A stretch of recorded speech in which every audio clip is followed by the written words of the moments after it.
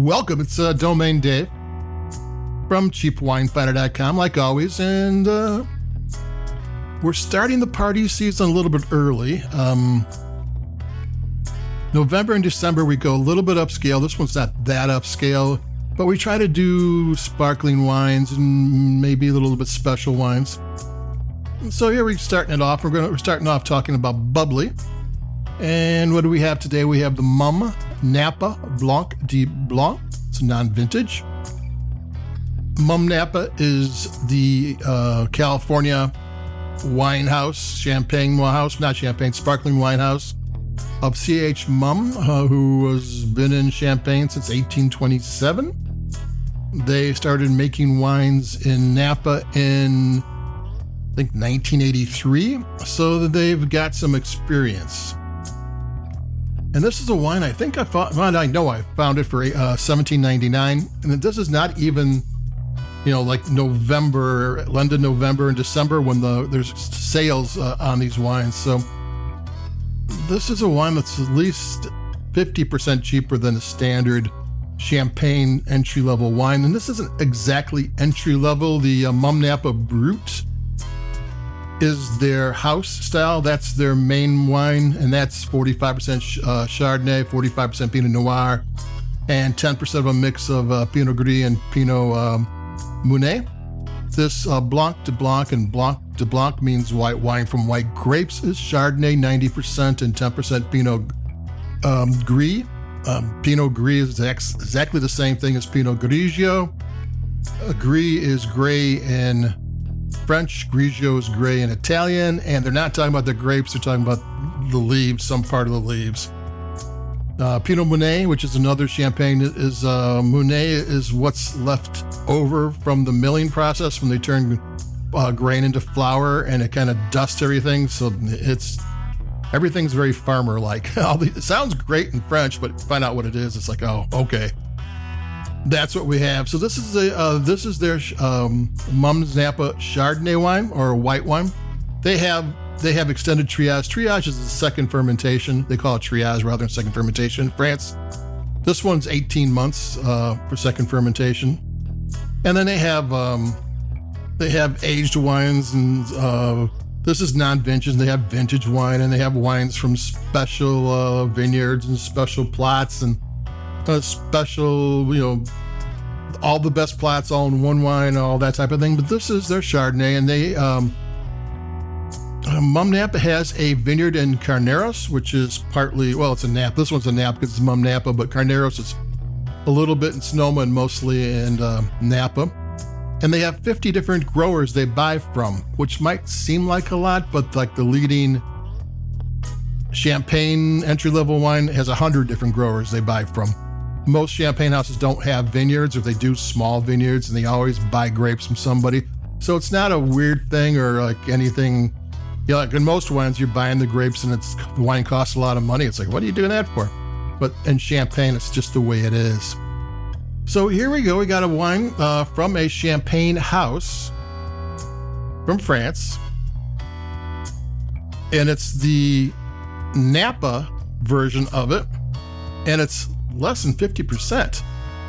And does it taste less than 50%? No, it doesn't. And unless you know Champagne, you've drinking a lot of it, and you kind of know that, Champagne has some minerality to it. Most of the soil has an underlaying of limestone, and that's not happening in Napa.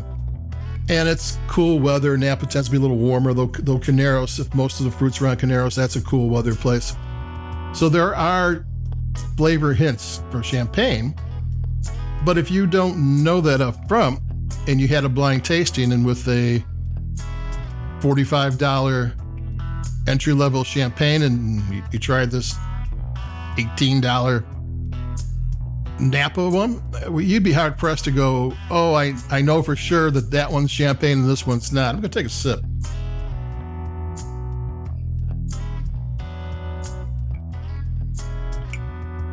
And even if you knew the difference, there's nothing wrong with this one. This is Napa fruit. This is Chardonnay. Napa makes great Chardonnay, and it makes great Pinot Noir, especially in the cooler areas. so does champagne, but you're not actually losing much to get a Napa wine. So, you always see people like they have to pay a lot of money for champagne, and I like champagne. My favorite wines in the world are champagne. But when it comes to, I can get, in the entry levels are all kind of equal. I mean, you can get extended, you get like 10-year-old champagne, you get one that's been in a bottle for 48 months for the triage. But when you're just doing the 18-month regular one, just from the growers, good grapes, nothing wrong with them, they kind of equal out. There isn't that much difference between the two. I mean, you can have a personal preference. I like this better and I like that.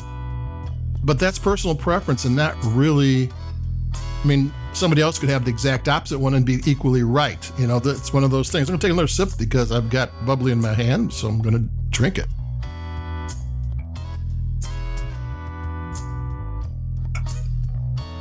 Yeah, this is really nice. It's really well made. It's got nice structure. The flavor profile isn't overly complicated, but everything in there tastes terrific.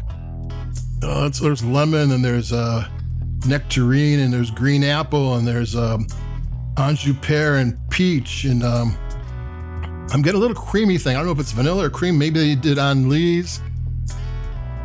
It's a nice tasting wine. It's got really good structure, and it's kind of seamless. None of the flavors pop out. They're all kind of where they all should be. So I'm kind of digging this wine. This is really good. We've done Mumms before. We've done their Brut. We've done their other wines. And this kind of time of year, this stuff starts happening, and you want to get the most for your money.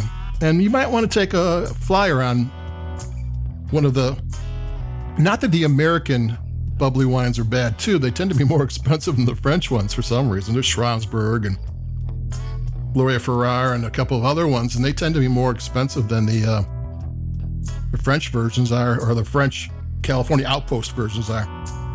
For whatever reason, I don't know why, but if you want to, and they're all great wines. I mean, there's a bunch of really great American wine companies, but these well-priced, Chardonnay. This is Mumm. There's more. They're really well-priced. They really bring it. They bring some of that champagne style to California. And they're just less expensive, and you could pretty much be perfectly wine cool if you liked them both equally, or maybe the California above the other one. There's nothing wrong here. So that's it for me, Domain Dave, starting out the holiday season with some Bubbly and thinking about California style rather than French style. So that's this Domain Dave from cheapwinefighter.com. Like us where you like your podcast. We're coming at you. I think I've got a fancy bargain Pinot Noir. And what else do we have? Well, we'll talk about it. I'll be talking there. We come out every 3 days with the wine, or 3 times a week with the wine. So adios, keep it cheap. I'll talk to you later. Bye-bye.